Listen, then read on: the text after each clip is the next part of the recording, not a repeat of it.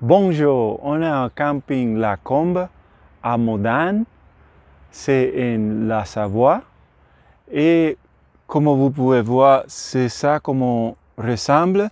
On a à l'ombre, mais aussi il y a des endroits qui sont moins avec moins ombre. Il y a 55 places et aussi électricité et d'eau en différents endroits, de l'eau en différents endroits, comme ça, il ressemble comme ça. Et Florence les va montrer un peu plus de l'endroit. Bon, je reprends Doemani. Voilà, donc ça c'est notre emplacement. Donc on s'était mis à l'ombre quand on est arrivé, on a un peu le soleil sur le côté, on a les deux, on a le soleil d'un côté, mais en fait le soleil dès qu'il passe au-dessus, ça va pas mal. Donc là tout autour c'est d'autres emplacements, alors c'est pour tente et tout ce que vous voulez. Et en fait le propriétaire il nous a dit vous mettez où vous voulez, hein. Donc c'est pas trop, ils sont assez zen sur ce plan-là. Donc vous voyez là il y a des petits emplacements plus ou moins à l'ombre, hein. Et puis bah, c'est plus ou moins plat, donc là on s'est mis avec un petit peu d'écale quand même de l'autre côté. Bon là par exemple c'est plutôt pour les tentes quand même parce que c'est pas très long. Il y a aussi des tentes qui ont l'air d'être là en permanence qui je pense sont louées par le camping à des gens. Là je vois que le monsieur du camping était en train de faire les lits là, dans ces tentes là. Et alors, à part les emplacements de camping, il y a aussi deux petits chalets. Et puis un peu plus haut par là-bas, alors vers l'entrée, je vais y aller doucement quand je vous aurai montré le reste. Il y a aussi un refuge qui fait partie de ce qu'ils appellent un logement insolite. Alors c'est vraiment dans la montagne, hein, et on est près du fort de... On est près d'un fort et je ne sais pas pourquoi le nom ne me revient pas tout de suite, mais je vous le mettrai dans la description parce qu'en plus on va vous en parler dans une autre vidéo puisqu'on y est monté ce matin. Donc voilà, enfin, c'est juste à côté, il y a une petite balade et alors la ville de Modane est juste derrière, il y a la voie ferrée. Alors faut savoir pour les gens qui ont le sommeil un peu léger que vous êtes juste à côté de la voie ferrée et pas loin du tout de la gare. Et que donc il y a des trains pas très tard le soir, mais le matin il y en a, je crois les premiers qu'on a entendus ça devait être vers les 6h30 ou quelque chose comme ça. Bon nous ça nous gêne pas beaucoup, mais pour les gens qui ont le sommeil léger c'est quand même quelque chose à savoir. Sinon c'est très pratique, vous êtes à 10 minutes de la ville et donc là vous avez des très belles vues, hein, et puis il y a pas mal de départs de randonnée pas très loin d'ici, à quelques kilomètres ou même carrément d'ici. Nous ce matin on a fait, donc en gros on a fait un peu plus d'1h30 de marche juste en partant d'ici, quoi.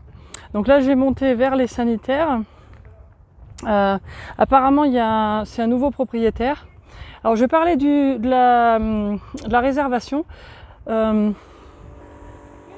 C'était un système un peu inhabituel où moi j'ai fait la réservation en ligne et j'ai pas téléphoné. Alors je suppose que si vous téléphonez, c'est possible aussi. Il y a le monsieur qui nettoie qui fait du bruit. Je vais reculer un petit peu en attendant pendant que je vous parle pour pas que ça fasse trop de bruit.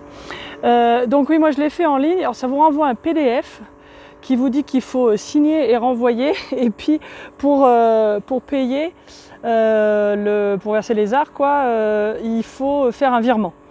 Donc bon ça je l'ai fait, hein, c'était pas, c'est faisable, c'est un peu moins pratique que d'habitude où vous avez une carte ou un PayPal ou un machin comme ça. Mais bon ça c'est à savoir si vous réservez en ligne. Et puis bon moi j'ai fait ça puis il n'y a pas eu de problème. En tout cas le mec est très sympa, dès qu'on arrive il a pas... il savait même pas si j'avais payé ou quoi, enfin il n'a pas posé de questions. Donc le système marche bien quand même, hein.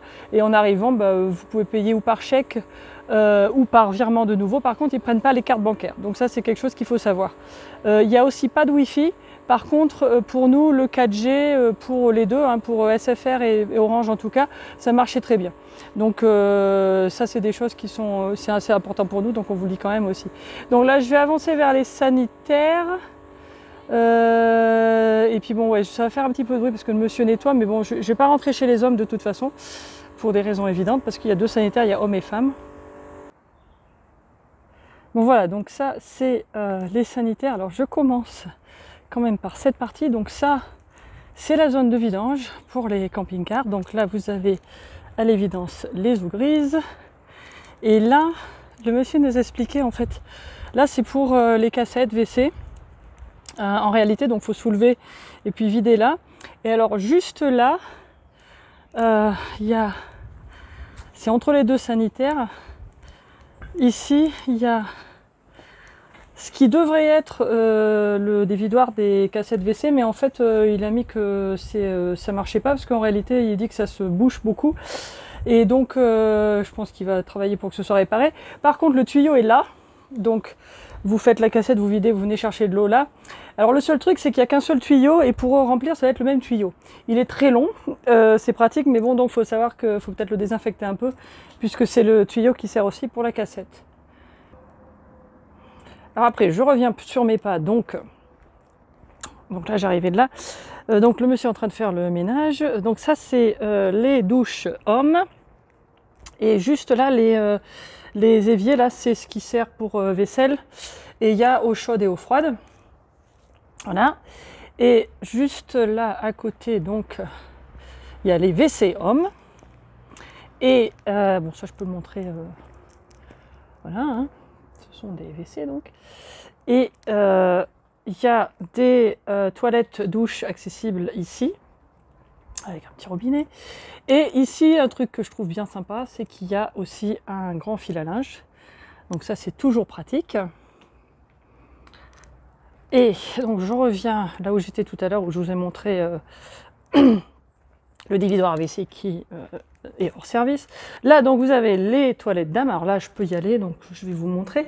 Alors un truc que je trouve bien, c'est que les cuvettes, je le note hein, parce que les cuvettes sont beaucoup plus larges que d'habitude, donc ça c'est quand même bien. Et puis il y a toujours du papier toilette qui est rajouté régulièrement. Il y a un petit lavabo ici, il y a 3 WC, 2 et 3. Et il faut que vous amenez votre savon. Il y a un petit chauffage, je vois, donc je pense que dans la période où il fait un peu plus frais, quand je pense que le camping doit ouvrir vers le mois d'avril ou mai, donc ça peut être bien.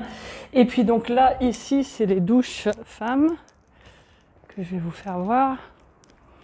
Donc là, ça c'est des bacs, je pense que ça devait être des bacs à lessive, mais là, ils n'ont pas l'air de fonctionner, il n'y a pas d'eau. Donc je pense que ça va être réparé à un moment. Et donc ça, ce sont les douches. Alors, attendez, je vais mettre la lumière, voilà. Tac, tac, tac, on y voit mieux quand même. Donc les douches, là il y en a 2. Donc c'est des douches qui sont très bien, moi j'ai trouvé bien pratique. Il y a beaucoup de place, il y a de quoi poser et attacher les affaires. Ça c'est vraiment agréable parce que des fois dans certains campings, il y a une espèce de tout petit habitacle qui est à peine protégé et puis on mouille tout, il n'y a pas la place de poser les affaires, donc là c'est très bien. Et puis bon là il y a des lavabos. Là il y a moi coucou.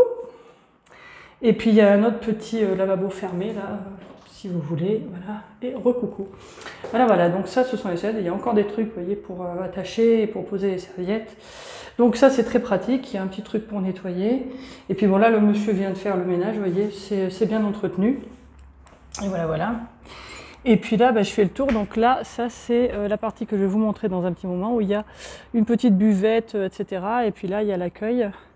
Donc là, je fais le tour par derrière des sanitaires.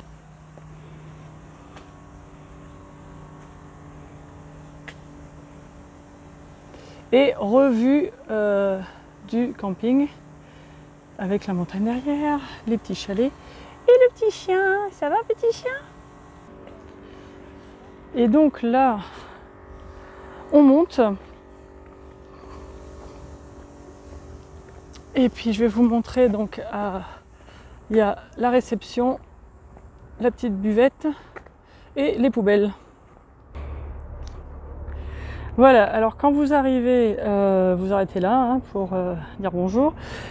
Donc le monsieur il explique un peu ce qui se passe, comme ça si vous arrivez pas au bon moment, il est en train de faire les sanitaires, on le sait, puis il y a un numéro à appeler. Donc il y a aussi une petite buvette, ils vendent des glaces et des machins comme ça. C'est pratique. Et il y a aussi là tout ce qu'il faut pour les poubelles. Voilà. Tac, tac, tac, tac, tac.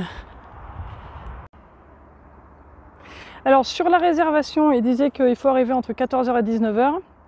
Mais le monsieur a l'air d'être vraiment très flexible là-dessus. Et puis je pense que si vous lui téléphonez, il est assez cool. Même s'il n'est pas là, je pense qu'il vous dira installez-vous, puis je vous retrouverai après. Et aussi pour le départ, sur le contrat, moi quand j'ai fait la réservation, ça me disait il faut partir avant 10h. Mais là on lui a parlé, il a dit non c'est bon, vers midi c'est bon, donc voilà, donc ça c'est bon à savoir aussi. Il est vraiment très sympa, et puis je pense que c'est un nouveau propriétaire, je pense qu'il essaye un petit peu de changer certaines choses. Et puis il y a quelques petits trucs, je pense que vous avez vu dans les sanitaires, des choses un petit peu à réparer, mais je pense qu'il s'en occupe. Et je pense que là pour l'instant ça a l'air d'être bien géré. En tout cas pour l'instant notre expérience a été assez bonne. Et voilà, alors maintenant je vais partir sur la gauche et je vais vous montrer le refuge, donc, qui fait partie des choses aussi que vous pouvez louer quand vous venez au camping. Voilà, donc je vais prendre ce petit chemin entre, donc il y a un petit truc pour les enfants là, et puis il y a aussi un terrain de pétanque, hein, comme il se doit. Voilà, et puis donc là je vais monter par là et puis je vais vous amener au petit refuge. Je vais pas faire toute la montée parce que c'est quand même un petit peu, ça va faire un peu long à suivre, mais je vais vous montrer où c'est. Donc voilà, j'ai monté le petit chemin et puis là ça continue. Il y a un petit chemin qui part sur la droite. Voilà, voilà.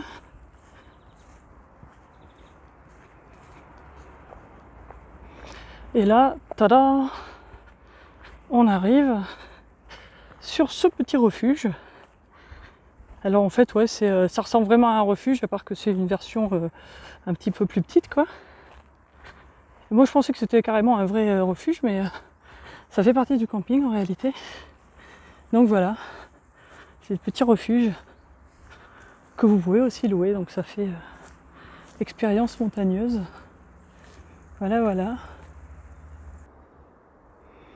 Et là, il y a un chemin, je vais partir à l'aventure parce qu'en fait, j'ai pas testé. Mais apparemment, ça revient sur le camping.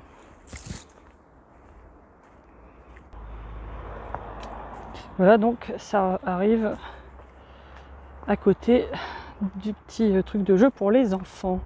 Donc ça nous ramène à l'entrée du camping. Voilà. Et voilà, donc là, je redescends tranquillement. Et donc en redescendant, j'en profite pour vous parler du prix. Donc nous, on a payé là 22 € par nuit. On reste là 3 nuits. Et c'est avec l'électricité. C'est un camping 2 étoiles. Donc voilà, 22 € la nuit avec électricité, accès à l'eau et tout ça. Je trouve que c'est assez raisonnable. C'est dans la nature et tout. Voilà, donc ça c'est le camping Les Combes, ça se trouve à Modane, c'est dans le parc de la Vanoise, c'est pas loin de Valfréjus, c'est très près de l'Italie. Voilà, pour vous situer un peu, je crois que c'est à peu près tout ce qu'on voulait vous dire. Voilà, voilà, je vous laisse avec des images du camping.